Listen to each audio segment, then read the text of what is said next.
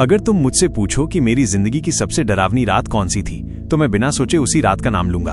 आज भी उस रात को याद करके मेरी रूह कांप उठती है। शायद तुम सोचो कि मैं मजाक कर रहा हूं या कोई झूठी कहानी सुना रहा हूं, लेकिन यकीन मानो ये सब मैंने अपनी आंखों से देखा और अपनी जान पर झेला है। मैं भूत प्रेत जैसी चीजों पर कभी भरोसा नहीं करता था। मैं तो हमेशा यही कहता था कि ये सब दिमाग का वहम होता है।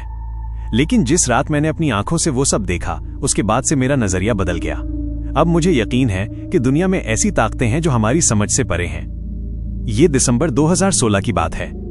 दिल्ली से जयपुर का सफर करना था और आदत के मुताबिक हम रात को ही निकल पड़े। मैं और मेरा दोस्त अरविंद दोनों बाइकिंग के शौकीन थे। हमने पहले भी कई लंबे ट्रिप्स किए थे। रात 12:30 बजे के आसपास हम दिल्ली जयपुर हाईवे पर थे। ठंडी हवाएं चल रही थीं और कोहरा इतना घना था कि सामने 10 फीट तक साफ नहीं दिख रहा था। हम दोनों ने जैकेट पहनी हुई थी, लेकिन फिर भी ठिठुरन कम नहीं हो रही थी। सब कुछ ठीक चल रहा था, लेकिन अचानक मेरी नजर बाइक के फ्यूल मीटर पर गई। टंकी लगभग खाली थी। मैंने अरविंद से कहा, यार कहीं पेट्रोल पंप मिल जाए वरना बीच हाईवे में फंस जाएंगे।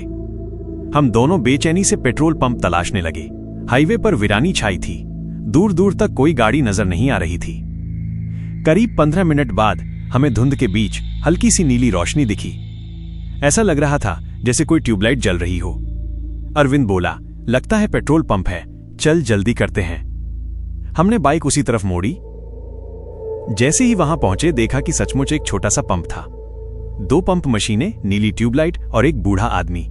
उसके बाल पूरी तरह सफेद थे, चेहरा झुर्रियों से भरा और आंखें गहरी। मैंने बाइक रोकी और कहा, भाई साहब टंकी फुल कर दीजिए। वो बिना कुछ बोले मशीन चालू करने लगा। उसकी चुप्पी मुझे अजीब लगी। आमतौर पर पंप वाले कुछ न कुछ बोलते हैं, लेकिन वो बस घूर रहा था। हवा में अजीब सी गंध थी, जैसे जलती मिट्टी और धुएं की। अरविंद धीरे से फुसफुसाया, यार ये जगह कुछ सही नहीं लग रही। मैंने उसे नजरअंदाज किया।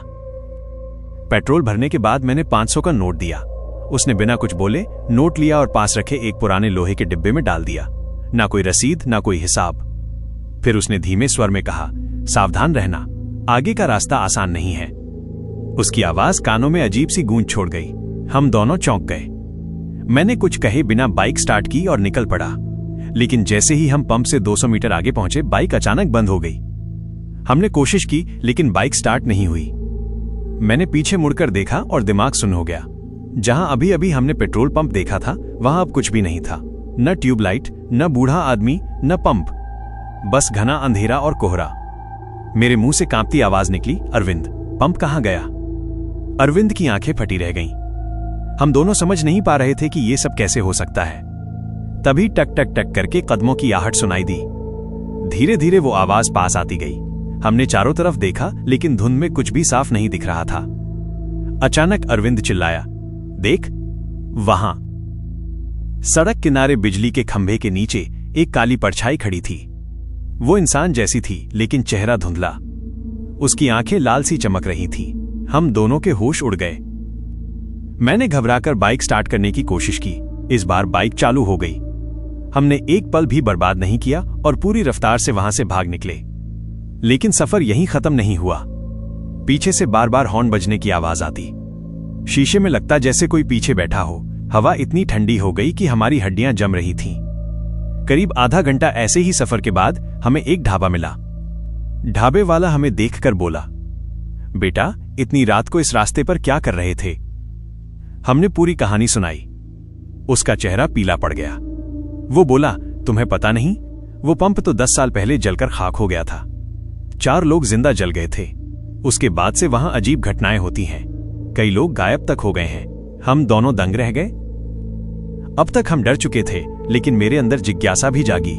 मैंने ठान लिया कि हमें सच जानना होगा। अगली रात मैं और अरविंद कैमरा और टॉर्च लेकर वापस उसी हाईवे पर गए। करीब 1 बजे हम उसी जगह पहुंचे। और यकीन मानो, वहां फिर वही पंप था, वही नीली ट्यूबलाइट, वही बूढ़ा आदमी। लेकिन इस बार उसकी आंखें खोखली थीं, जैसे उनकी जगह काले गड्ढे हों। मैंने कैमरा उठाया तो स्क्रीन पर कुछ भी नहीं दिखा। कैमरे में बस अंधेरा और धुंध रिकॉर्ड हो रही थी। अरविंद डर से कांपने लगा। तभी बूढ़ा बोला, तुम लोग वापस क्यों आए? मैंने चेतावनी दी थी, अब तुम बचकर नहीं जा पाओगे। इतना कहते ही पूरा पंप अचानक धुएं और आग में घिर गया। हमें चीखें सुनाई देने लगीं, जैसे लोग जलकर तड़प रहे हों। हम भागे, लेकिन बाइक बंद हो गई। पीछे देखा तो वो परछाई अब हमारी ओर बढ़ रही थी। उसके हाथ लंबे और पंजे जैसे थे। वो इंसान की तरह नहीं चल रहा था, बल्कि जमीन पर घिसटता हुआ आ रहा था। हम दोनों ने जान बचाने के लिए भागकर एक ट्रक रोका और उसमें बैठकर निकल गए। पीछे मुड़कर देखा तो वहां न पंप था, न परछाई, बस अंधेरा और कोहरा।